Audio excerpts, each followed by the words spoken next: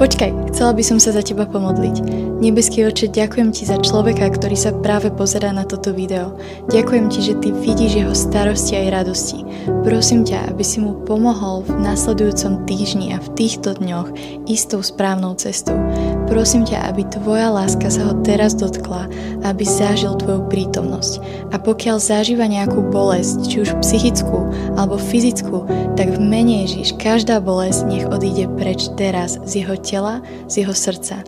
Povolávam úplné uzdravenie a ďakujem ti, že ty si zomrel za tohto človeka na kríži, za jeho choroby, za jeho hriechy a ďakujem ti, že ho miluješ nekonečnou láskou. Mene Ježiš. Amen.